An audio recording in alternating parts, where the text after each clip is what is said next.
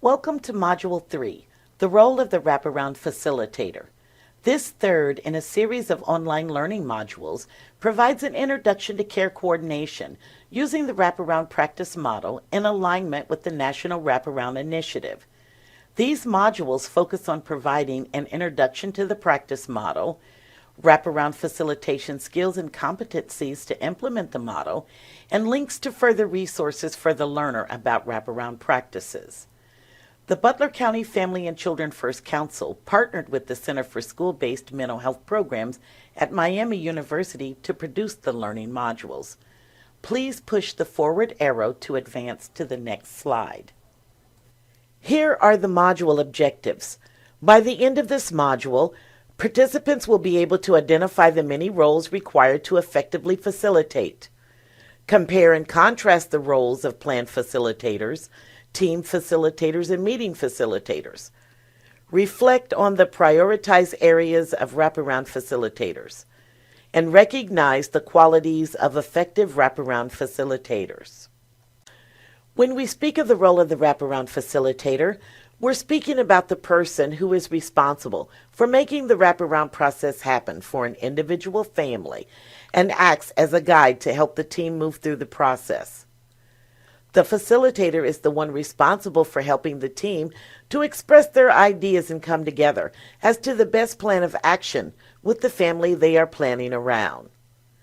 The facilitator focuses on how everyone is participating in the process, and not just on the plan of care being developed. The wraparound facilitator is the person who ensures that the team is following the steps of the wraparound process, and that as everyone participates, the values of wraparound are being respected and employed. To do this effectively, the facilitator must balance coordinating and arranging the services and work that is being done by team members with eliciting and creating a wide range of responses that are creative and thoughtful. For if you have good meetings but no good interventions, you might be talking a lot and sharing ideas, but little coming of it. Or if you have great interventions and strategies that aren't talked about and coordinated, you run the risk of people interfering or canceling out the work of others. In different communities, the wraparound facilitator is situated in varied community contexts. Different communities have their own systems of care, the spectrum of community-based services and supports available to youth and families with behavioral health challenges. The wraparound facilitator must be cognizant of how their role fits into the community being served. Generally speaking, ideally there are community stakeholders who have endorsed or adopted the principles of wraparound and support the work of the wraparound facilitator. Additionally, some communities have other wraparound staff roles, such as family peer support partner or youth support partner, who are individuals with lived experience, either as a caregiver of a youth with behavioral health or complex needs, or as a young adult who, as a youth, experienced some challenging needs.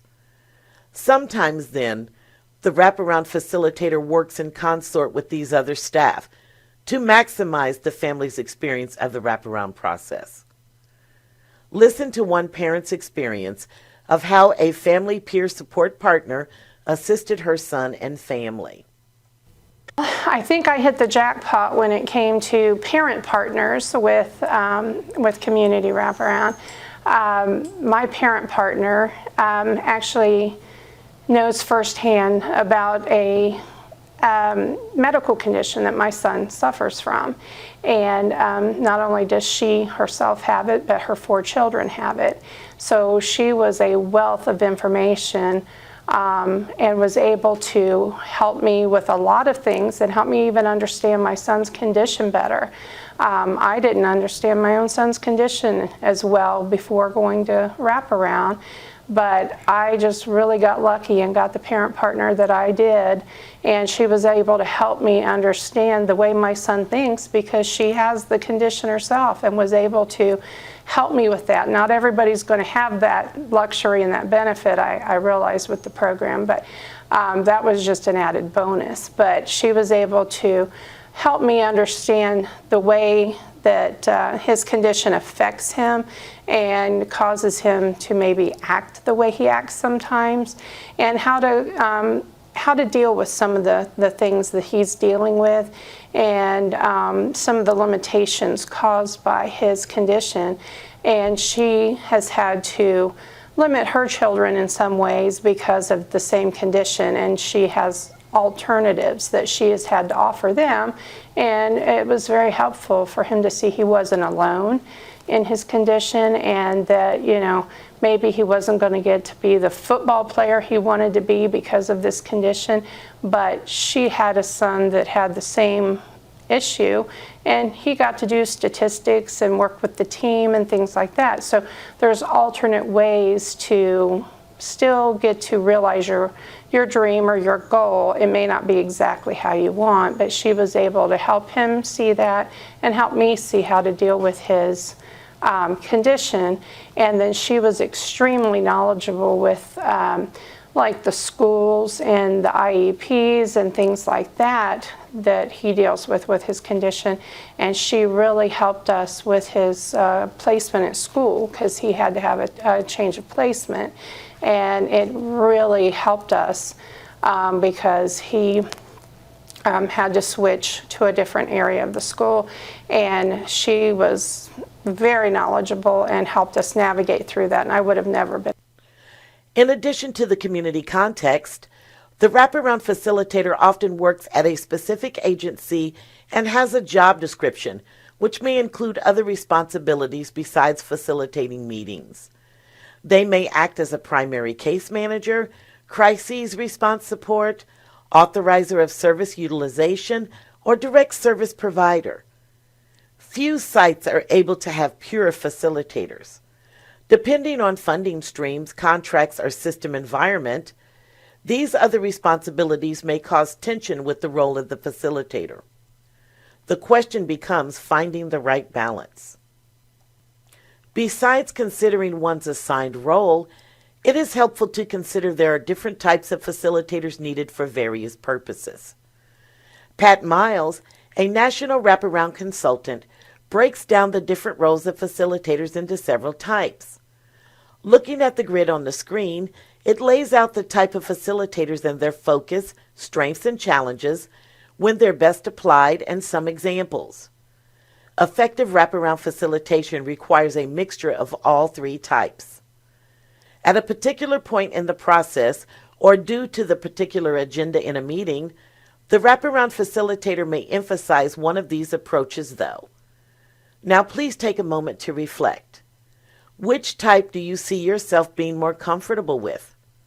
Which one do you see yourself being the least comfortable with? As you think about the phases of the wraparound process, is there a particular type you think is more important for that phase? Let's look at a scenario. A family is referred to you and their team wants to have the youth involved in summer activities. Which type of facilitator approach would you use? Please select one of the multiple choice options: plan facilitator, team facilitator, or meeting facilitator.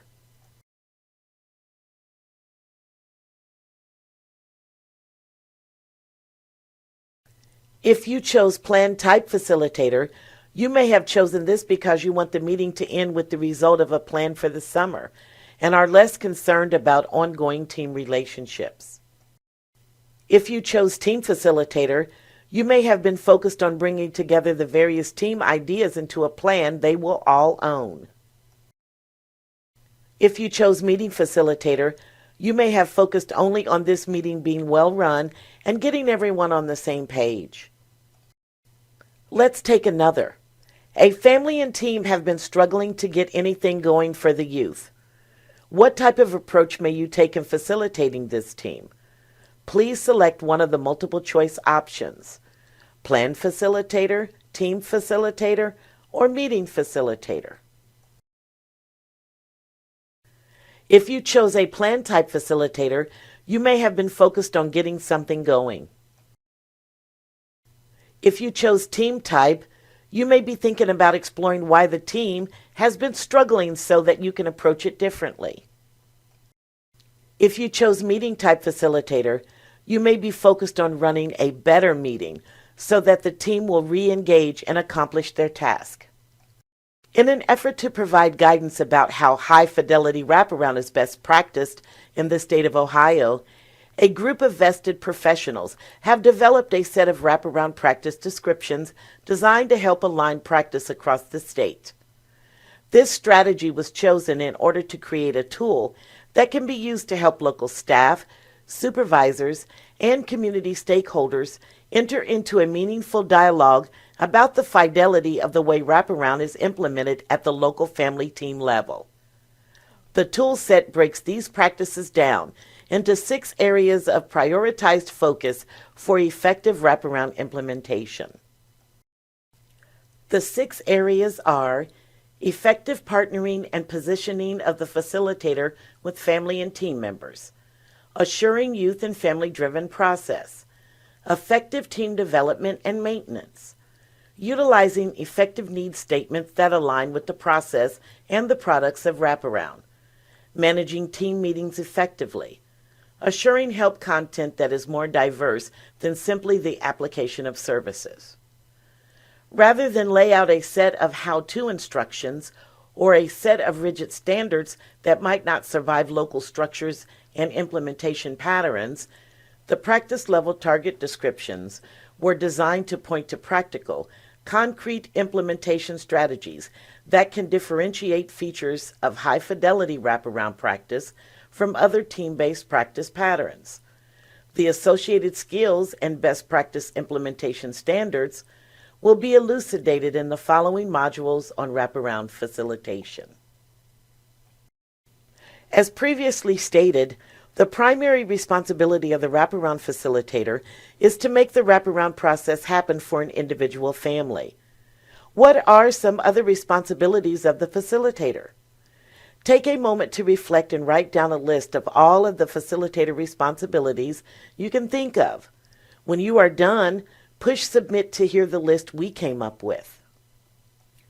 Now we will go through various responsibilities of the facilitator. You can compare this with the list you came up with and add things to yours. Responsibilities of the wraparound facilitator include developing effective partnership with the family that equips them to better address the challenges in their life, making sure everyone feels comfortable participating in sharing their ideas and that they will not be criticized for them, and assuring that it is a youth-guided and family-driven process. Guiding the team in addressing the most important needs of the youth and family and team mission, and actions that addresses these needs. Developing a structure that allows for everyone to participate and their ideas to be heard, and helping each member feel valued and an important contributor to the needs of the team. As the team discusses how decisions are made, making sure the group feels that the ideas and decisions are theirs and effectively manages the meetings. The facilitator also has the responsibility to help create linkages. Helping create linkages between the steps in the wraparound process, starting with the reason the family was referred and their vision of what kind of life they want, and developing a positive view of their future.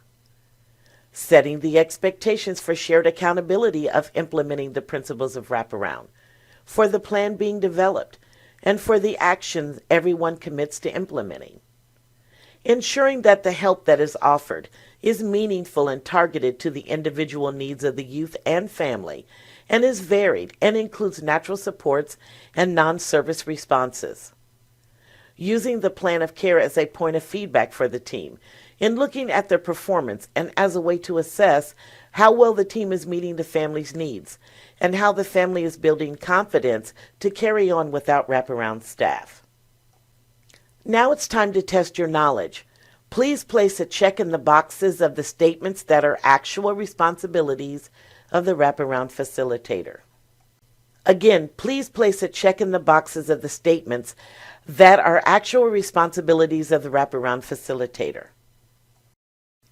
Qualities of effective facilitators include a sense of humor, the ability to empathize and see from another's point of view, a willingness to share themselves with appropriate self-disclosure, knowing their limits and biases while seeking supervision and feedback as needed, attention to detail and following up on tasks, good organizational and time management skills, having confidence to talk in front of a large group, strength-based belief in families and believing that they will do well if they can, and knowledge of the youth serving systems in the community. Are there other qualities you can think of? Now please take a moment to reflect on the qualities of effective facilitators. In the box below, please list any additional qualities of effective facilitators you can think of. When you are done, push submit. In learning to be an effective wraparound facilitator, there are some important skills for the facilitator to have. These include being able to listen well and observe the team actively, being able to draw out the opinions of the team members through the questions that are posed, being able to actively listen, pay attention, reflect back what has been heard both verbally and non-verbally, and clarifying the meaning of what is being communicated. Being able to engage a team to join together and define a vision of where they want to go. Being able to manage conflict or differences of opinion as they arise and see them as an opportunity to move the team forward. Being comfortable discussing tough topics and knowing one's own bias. Being able to accurately structure a discussion and record the information of the team. An ability to build rapport with the family and team members. An ability to communicate effectively using thoughtful questions and summarizing responses. An ability to be flexible and responsive to the needs of the team. An ability to reframe the words or language that is being used, to restate the ideas in a positive way that captures the ideas that are being expressed. Being able to suspend one's own beliefs and listen to those that are being expressed by the family and team. Being open and willing to try new approaches or interventions. Being able to inspire hope in a family and team that may have had many challenges and setbacks previously. Also, to be an effective facilitator, in addition to understanding one's role, one's relationship to the family, team, and community, and having the needed skills, the facilitator needs to be self-aware and reflective of their personal preferences and biases. Everyone has preferences and biases and brings them to the wraparound meetings. Facilitators are human and have personalities they prefer or ones that challenge them more. The facilitator brings their lived experience and the baggage that comes with it. The challenge to be an effective facilitator is to be conscious of one's personal biases. If it doesn't seem apparent to you, it probably does to others. Besides self-reflection, are there opportunities or people you can seek out to be more aware of your biases? Defining your beliefs about facilitation taken from the work of Pat Miles. Now please answer the following true or false questions regarding your beliefs about the role of facilitators. The questions are for self-reflection and not evaluating a value you may hold. First, true or false? One of the facilitator's roles is to do whatever is necessary for the group to complete its work. Whether true or false is chosen, the facilitator is responsible for the team accomplishing tasks and getting help to the family. The facilitator is also responsible for ensuring everyone feels heard and is working together, which is also necessary. Where do you land? For this and the next several self-reflection questions, you can press the forward button to advance to the next slide once you have finished with the question. Keep control of meetings. Whether true or false is chosen, the facilitator generally leads the team meetings to achieve the agenda of the meeting. The facilitator engages a robust discussion of options before the family chooses which one worked best for them. Who has control and when? Know what the group should do next. Whether true or false is chosen, the facilitator should be prepared for meetings and anticipate how to deal with items to be covered and challenging situations. The facilitator wants to engage and mobilize the team. How open should you be to others influencing the direction of the meeting? Listen to every member. Whether true or false is chosen, the facilitator wants all of the team to participate and draws out their perspective. Some items discussed may be of less importance, or maybe the team continues to discuss and needs to act. How much listening is necessary? Be willing to let groups make mistakes. Whether true or false is chosen, the facilitator is trying to get the team to provide the right help to the family as soon as it can. The facilitator is also trying to develop a team of support for the family that can continue as needed beyond formal wraparound. How does learning from mistakes play into getting the family the right help? Not let myself get bored with meetings. Whether true or false is chosen, the facilitator helps animate the group and to grow more confident in helping the family achieve success. The facilitator listens to the various points of view of the team. How do I keep engaged? Avoid expressing my opinion. Whether true or false is chosen, the facilitator elicits ideas and perspectives of the team before they decide on a course of action. The facilitator has their own history and experience. When might I express an opinion to help the group move forward? Be the expert on facilitation tools and processes. Whether true or false is chosen, the facilitator is responsible for guiding the team through the wraparound process. There is an art to facilitation, and each family and team are unique. How do you define your role? Provide feedback to the group and group members. Whether true or false is chosen, the facilitator listens to the team and reflects back and summarizes what they are saying.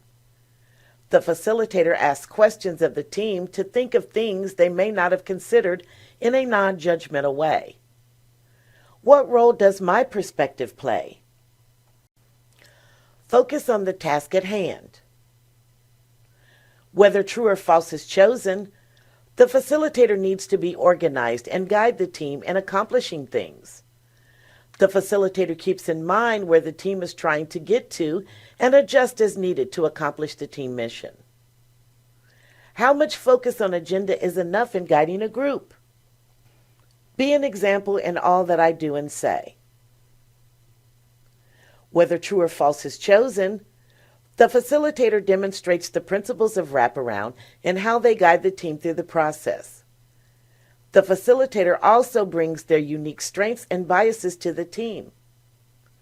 What standard do you hold yourself to? In addition to one's beliefs, one's values influences your style of facilitation. Taken from the work of Pat Miles, choose one of the items in each row that most reflects your preferred value. Completing tasks or having good interactions. Working in broad strokes or getting details right. Getting all to participate or getting the work done fast. Avoiding conflict or facing conflict. Working from a plan or being spontaneous. Responding to events or managing what occurs. Letting people be quiet or insisting people speak. Tolerating disruptions or avoiding disruptions. Focusing mostly on work or focusing mostly on people. Get to solutions quickly or learning more about the problem. Following the group's rules or bending rules when needed. Ignoring disrespectful behavior or confronting disrespectful behavior. Working for consensus or agreeing to disagree. How would you summarize your style? Are there values you hold stronger than others? In conclusion, as you move through the next few modules, Please reflect on these questions. How do your beliefs help you facilitate? How do your beliefs hinder your facilitation? How do you respond to others who hold different beliefs?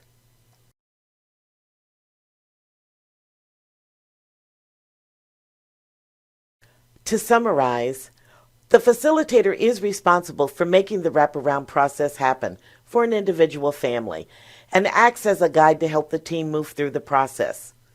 There are different types of facilitator roles, skills, and competencies the facilitator draws on to best help a family and team to address the individual family's needs. The skilled facilitator is aware of their own biases, beliefs, and values, and how this impacts them facilitating individual teams. In the next module, we will dig deeper into engaging families and team partners in the wraparound process. Congratulations! You have completed Module 3, Role of the Wraparound Facilitator.